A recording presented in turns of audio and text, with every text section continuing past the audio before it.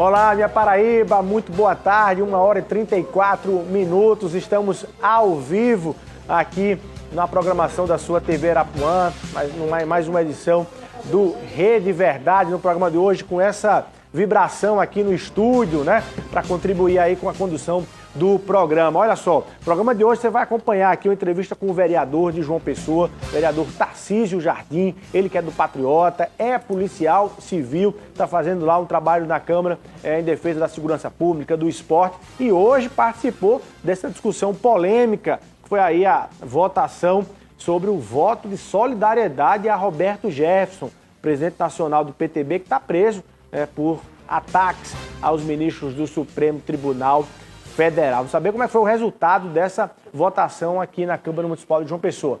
Eu trago agora alguns trechos, né, e a repercussão da entrevista que o presidente do Tribunal Regional Eleitoral da Paraíba, o desembargador Joás de Brito, concedeu ontem ao Frente a Frente aqui na TV Arapuã, inclusive falando sobre esse tema que gerou aí a prisão do Roberto Jefferson, essa história de ter eleições de 2022, urnas fraudadas, a segurança das urnas, essa história toda. O presidente do TRE da Paraíba, Joás de Brito, ele reafirmou a segurança das urnas, enfim, defendeu ali que há uma proteção de uma forma tal que elas não podem ser alteradas, reafirmou a eficácia da segurança das urnas e anunciou que estará aí para tirar dúvidas da população da Paraíba, já nesse mês de agosto, no final do mês, iniciando uma série de seminários para poder aí esclarecer a população, dar informação para que você possa aí ter o maior conteúdo sobre o funcionamento das urnas eletrônicas e,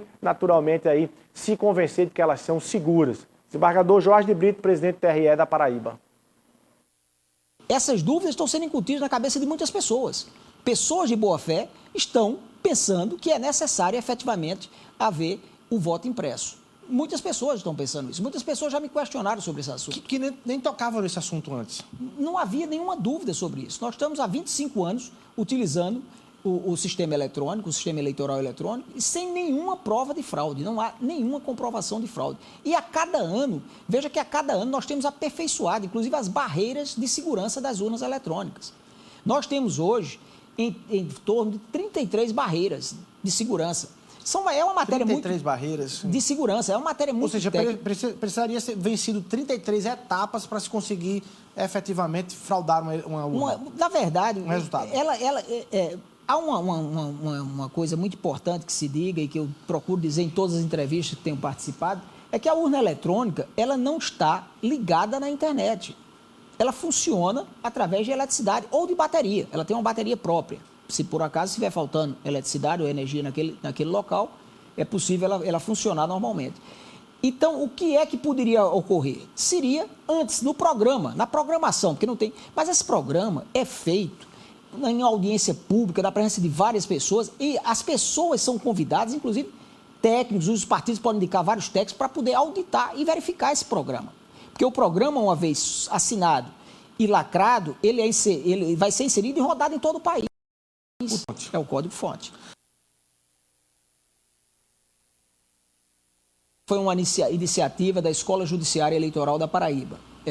Veio a proposta de apresentação, eu acho que o momento é muito oportuno e está marcado já para o dia 27 de agosto, agora, você está inclusive convidado, vai ser às 10 horas, vão ser 2 horas então vai ter uma palestra, esse é um técnico de TI que conhece profundamente, desde do início do processo de votação, todo o sistema, como funciona, quais são as auditorias que existem, tudo ele tem condições de explicar. Então, todos os questionamentos que forem necessários podem ser feitos, tanto de forma presencial para os convidados, porque como tem uma certa limitação por conta da pandemia que nós estamos enfrentando ainda, há necessidade de uma limitação do número de pessoas que estarão no recinto. Mas haverá também acompanhamento pelo YouTube e também por videoconferência no Zoom. Informação sobre esse tema aí, melhor para esclarecimento da população. Quanto menos informação, mais especulativo o assunto pode se tornar. Vereador Tarcísio Jardim, muito boa tarde, muito obrigado pela sua presença aqui no Rede Verdade, seja muito bem-vindo. Você é a favor aí Você confia nas urnas eletrônicas ou você estava esperando voto impresso mesmo? Quer dizer, voto impresso auditável, né? Primeiro, boa tarde a todos, né? Obrigado pelo convite, Luiz Torres. Eu sou totalmente a favor do voto auditável, né? Do voto impresso.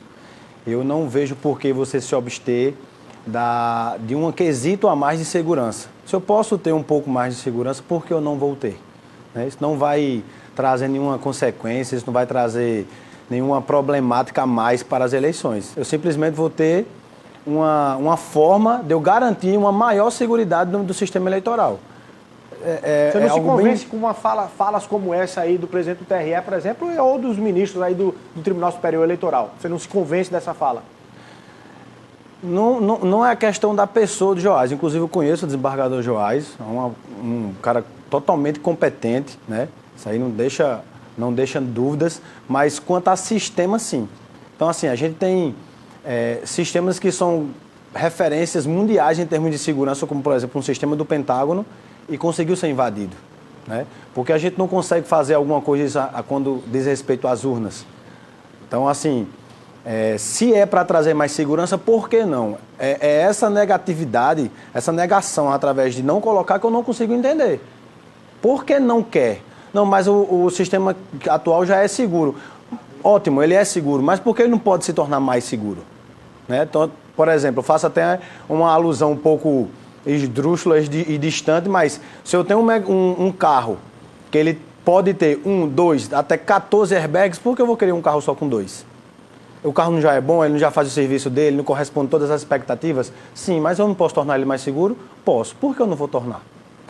Agora, esse assunto já ali, pelo menos do ponto de vista de votação formal, morreu ali na Câmara Federal. Mas há ainda, ele não está morto do ponto de vista do debate, ainda quem faça essa defesa pública, e há quem faça o debate de protesto diretamente ao STF e de não ter eleições se não for no voto impresso. Você embarca numa dessa, vereador? Você iria para um movimento desse?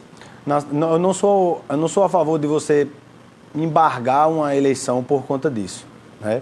Dizer que não vai ter eleição. E o que é que vai ser do país?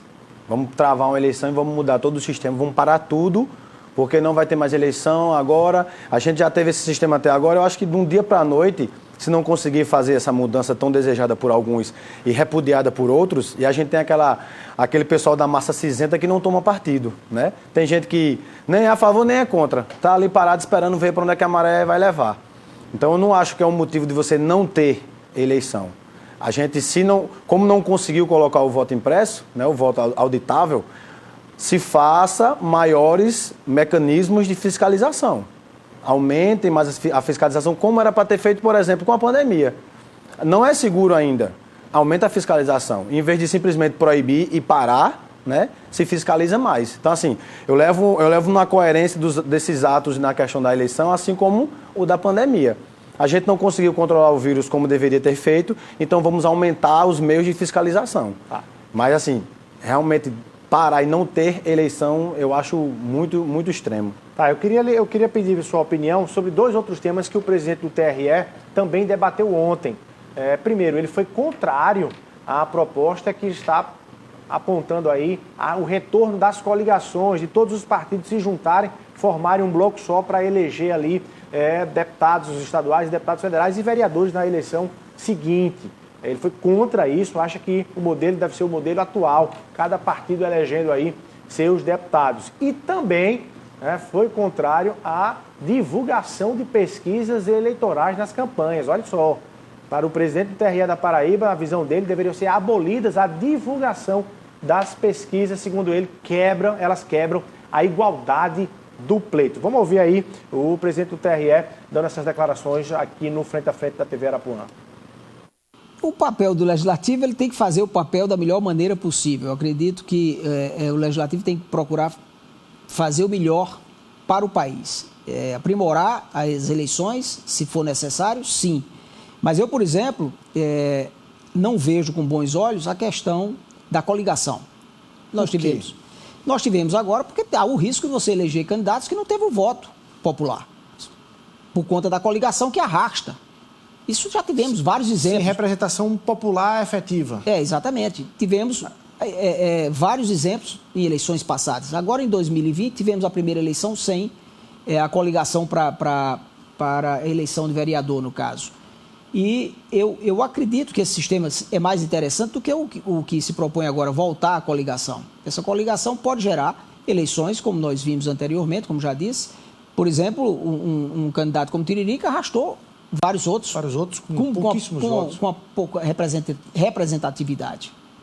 Isso eu não sei se é interessante para a democracia. Eu não vejo com bons olhos isso. O Distritão, você acha que deveria ter caído mesmo? Ele era um monstrengo nesse debate ou não? Talvez o distrital misto fosse o mais interessante, que seria um misto de proporcional com o regionalizado na região, no distrito, né? Seria talvez o mais interessante. Esse debate, infelizmente, parece que o Distritão agora foi já sacramentado, né? Mas estão voltando houve uma troca, na verdade. Vamos tirar o Distritão, mas vamos colocar a coligação. Então, eu não vejo por aí. Nós temos que melhorar esse debate, dar mais qualidade ao debate para poder melhorar o processo eleitoral. Na minha visão, pode sim, tanto é que essas pesquisas, ela tem gerado problemas processuais. Existem discussões sobre, agora foram enquetes, muito comum no WhatsApp, você fazer uma enquete e procurar divulgar isso através de WhatsApp. Isso foi também matéria que está sendo debatida na Corte Eleitoral sobre essas eleições de 2020. Teve muitas enquetes que não são pesquisas, porque as pesquisas têm que ter uma base científica, tem que ter todo um critério próprio. Agora, o que ocorre, a pesquisa, ela pode ser feita de uma forma que dá um resultado que não é o resultado oficial. Você veja que está havendo erros tremendos, em várias pesquisas ocorrem erros. E isso prejudica o candidato. Pode prejudicar a eleição como um todo, né? A eleição como um todo, na minha visão. Você adotaria ali um método mais rigoroso em relação a isso ou aboliria, de fato, as pesquisas eleitorais, a divulgação delas durante um processo? Seria muito mais tranquilo que nós abolíssemos. Haveria maior tranquilidade nas eleições. O candidato, ele ia ter que ver as propostas do seu candidato e resolver dessa forma, conhecendo o candidato. Hoje nós temos vários meios hoje tem uma facilidade que é as mídias digitais. As mídias digitais têm facilitado essa divulgação, né? Então, o candidato tem que procurar divulgar dessa forma, de forma mais ampla possível, e hoje está se atingindo toda a população. Hoje, praticamente, a eleição está sendo feita por mídia digital. Tem reduzido muito a questão. Existe ainda a propaganda, mas ela está sendo feita em grande parte pela mídia digital. Tá aí. Vereador, concorda com essas duas opiniões aí do presidente? Grau, número e gênero. Coligações, fim das coligações mesmo e fim da divulgação das pesquisas. Exatamente. Eu provavelmente não seria vereador se o formato antigo tivesse continuado, porque eu tive uma votação com a grande maioria que entrou, uma votação relativamente baixa, né? Num sistema de coligação, provavelmente eu não entraria ou entraria, porque na coligação fica aquela sobra, né? Tem aquele candidato, às vezes, que entra com muito poucos votos, mas a gente sabe que são as exceções. Então, eu acho que a vontade popular tem que prevalecer. Então, você torna o pleito mais igual, né, mais igualitário para os partidos e deixa a população escolher. Quando você faz a coligação, quando você coloca, por exemplo, um distritão, você dá mais poder aos que já são poderosos. Então, isso aí fere o princípio da isonomia ali gravemente no sistema eleitoral. Ok, tá certo. Olha, bom, mas hoje na Câmara o debate foi sobre um voto de solidariedade proposto pela vereadora Elisa ao presidente nacional do PTB, Roberto Jefferson. Ele está preso, após ali fazer declarações contra os ministros do STF, do Tribunal Superior Eleitoral, contra a ordem democrática, o Estado Democrático de Direito. E aí a vereadora propôs ali no voto de solidariedade a Roberto Jefferson, considerando ali uma prisão arbitrária e tudo, e foi derrubado na Câmara Municipal de João Pessoa. Vamos acompanhar a matéria. Em sessão realizada na Câmara Municipal de João Pessoa, na manhã desta terça-feira, um assunto polêmico veio à tona. Um requerimento de solidariedade ao ex-deputado federal Roberto Jefferson. A Câmara rejeitou um pedido da vereadora Elisa Virgínia, que justificou o porquê de ter pedido este voto de solidariedade aos companheiros. É um voto de solidariedade à democracia brasileira, ao Estado de Direito, não é? Nós estamos ao Estado Democrático de Direito. Afinal de contas, nós temos liberdade de expressão para dizer tudo o que nós pensamos, mostrando a nossa cara, não ficando anônimo, parece que não. Já foi preso um jornalista, e aí a classe de vocês está toda ameaçada. Já foi preso militante, já foi preso um deputado federal por um inquérito aberto arbitrariamente pelo STF, onde ele é a vítima, ele abre inquérito, ele investiga e ele julga.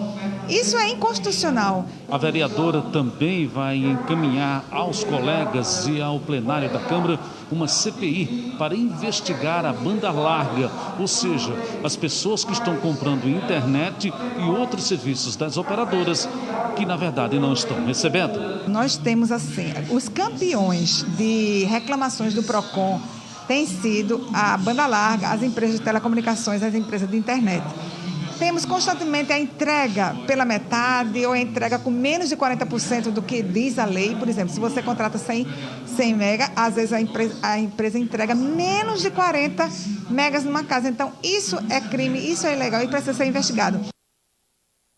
Tá aí, vereador Tarcísio Jardim, você estava ali na sessão, presidiu inclusive parte da sessão de hoje. Você é do Patriotas, do partido que majoritariamente faz uma defesa ali do projeto do presidente Jair Bolsonaro. Se eu fosse apostar aqui, eu apostaria todas as minhas fichas que você votou favorável a essa solidariedade a Roberto Jefferson. Estou certo ou estou errado? Está errado. Eu me abstive do voto. Por quê, vereador? Eu não acho, principalmente no momento que a nossa cidade está vivendo, João Pessoa a gente está quase num processo de saída de uma pandemia, a gente tem assuntos muito mais pertinentes para tratar da nossa cidade, né? A nossa população está realmente precisando de políticas públicas para ajudar. O desemprego está tomando conta da cidade, não só da cidade, mas do país. Você vê, a cada semáforo que você para, você vê o número de pedintes aumentando e a gente que está discutindo, tomou praticamente, acho que mais de uma hora, né, de trabalho da casa, uma pauta como essa. Eu sou totalmente contra os atos do STF. Sou totalmente contra. Estão sendo arbitrários, sim. Estão ferindo a persecução penal, sim. O ministro suspeito, ele é totalmente suspeito nesse mandado de prisão. Ele não pode ser a pessoa que está sendo afetada pelos atos e ele proferir, e ele pedir a expedição de um mandato de prisão, né? Então, isso aí, como a própria vereadora falou, é totalmente inconstitucional. Agora, a gente esquecer da memória tudo que Roberto Jefferson fez. Roberto Jefferson foi o cabeça, né, de todo aquele escândalo do mensalão. O que foi que levou Roberto Jefferson a falar do mensalão? Por que ele quebrou aquele ciclo que ali tinha? Será que foi por conveniência? Ele não queria mais fazer parte daquilo? Foi excluído. Ou excluíram ele? Se não tivessem excluído, se foi o caso, ele teria falado ou ele estaria lá até hoje? Eu acho que um voto de solidariedade é premiá-lo sem razão. Exatamente. Se fosse um voto de repúdio ao STF... Seria totalmente diferente. Você votaria? Agora, exatamente, pelos atos, né, dessas prisões arbitrárias. Pelos atos dessas prisões arbitrárias. E, claro, o STF não se resume a um nem a dois ministros, temos 11. Né? Então, assim, não é para uma casa municipal estar fazendo um trabalho do que o Senado deveria fazer. O Senado tem que chamar o feito à ordem. E o Senado está pecando pela omissão. Se você estivesse no Congresso, você votaria a favor do impeachment de alguns ministros do STF? Com certeza, com certeza. Porque não é só a questão dos parlamentares ou de qualquer outra pessoa como Roberto Jefferson, é presidente de um partido, ele não é mais parlamentar. Né? Ele foi cassado. E foi preso por conta de um crime de opinião. O crime de opinião não existe. O Código Penal não prevê crime de opinião. Mas você dá um voto numa casa legislativa de solidariedade a uma pessoa que representou tantas coisas ruins para o país, né? Eu sou um cara totalmente contra a corrupção. Eu realmente repugno qualquer ato de corrupção. Então, quem meteu a mão nos cofres públicos, como vários deles meteram durante anos e roubaram milhões de reais, não eram para estar sendo benevolados, né? Ou tendo algum tipo de sentimento carinhoso da nossa parte. Eles eram para estar cumprindo pena. A gente não pede tanta prisão de Lula, corrupto. Todos eles que meteram a mão no dinheiro público eram para estar pagando pena. Não penas brandas, passando pouco tempo na cadeia, mas um período de reclusão que fosse compatível com a quantia que eles roubaram. Bom, você falou aí sobre problemas em João Pessoa. Como é que você está avaliando a gestão do prefeito Cícero Lucena ao longo desses 8 meses, né? Completando aí 8 meses de gestão, vereador. Eu acho que a gestão do prefeito está muito boa, né? Eu converso sempre com os populares e falo para os amigos. É difícil você consertar 8 anos em 6 meses, 8 meses, né? Então, as cobranças começaram com 3, 4 meses, né? Então, assim, é difícil você consertar 8 anos de problemáticas em apenas 8 meses. A gente tem que dar certo crédito. Eu vejo muitas pessoas reclamando, por exemplo, de calçamento. Cícero já vai calçando mais ruas em 7 meses do que a gestão passada fez em 8 anos. Então, será que isso não se pode elogiar? Mas você é policial civil e faz uma defesa da bandeira da segurança pública. Isso. A Guarda Municipal, a Secretaria de Defesa do município, que está hoje sendo conduzida pelo João Almeida, está contento, vereador, ou não? Que nota você daria ali à atuação da segurança do município em relação aqui a João Pessoa? Vou lhe dar um minutinho para pensar e responder, porque a gente vai rapidinho para o intervalo comercial e volta daqui a pouquinho conversando com o vereador Tarcísio Jardim.